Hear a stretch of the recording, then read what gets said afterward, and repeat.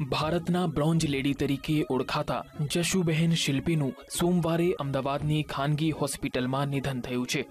64 વર્ષના જશુબહેનને ઉત્તરાયણની સાંજે હૃદયરોગનો હુમલો થયો હતો। તેમણે અમદાવાદની એક ખાનગી હોસ્પિટલમાં સારવાર દરમિયાન અંતિમ શ્વાસ લીધા।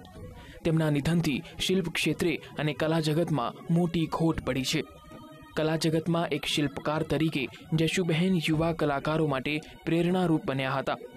દાંપત્ય જીવનના થોડા વર્ષો બાદ તેમના પતિના અવસાનથી તેમના સંતાનોએ છત્રછાયા ગુમાવી। ત્યારે અત્યંત કપરી પરિસ્થિતિમાં જશુબહેને તેમના સંતાનોને સંસ્કાર સિંચવાથી લઈને પરિવાર અને શિલ્પકલો જાળવવા અથાગ મહેનત કરી। પ્રેરણાભૂતિ છે સર્વે યુવા તેમજ સર્વે કલાકાર લોકો માટે। એમને સાયકલની યાત્રા શરૂ કરી હતી।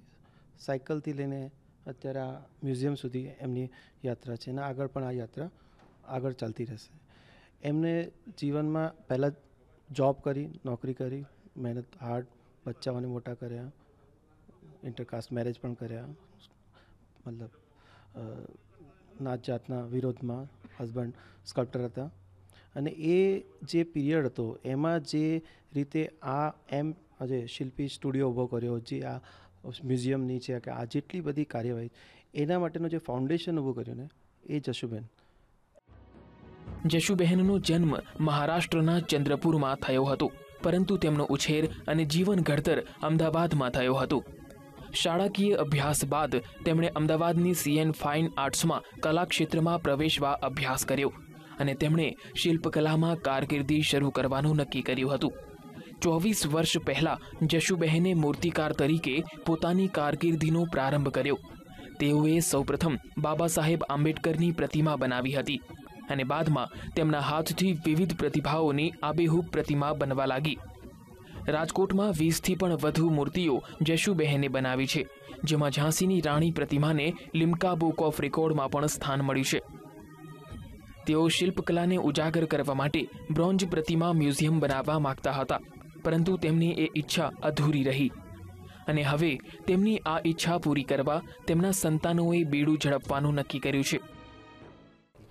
એમણે બહુ જ નાના પાયે શરૂઆત કરી હતી અને એમની ઈચ્છા હતી કે એક મ્યુઝિયમ બનાવવું બ્રોન્ઝનું, જે હવે અધૂરું છે, જે અમારે પૂરું કરવાનું છે અને કરીશું। અને એમની બહુ જ મહેનત, આના પાછળ મારાથી બોલાયું નથી, બહુ જ મહેનત નીકળી છે, સખત મહેનત। એટલી સ્ટ્રોંગ લેડી મારાથી હું તૂટી ગઈ છું, પણ એ તો બહુ જ સ્ટ્રોંગ હતા। એમના જેવું મારી લાઈફમાં મેં આટલી સ્ટ્રોંગ લેડી મારા મમ્મી સિવાય કોઈ નથી જોઈ।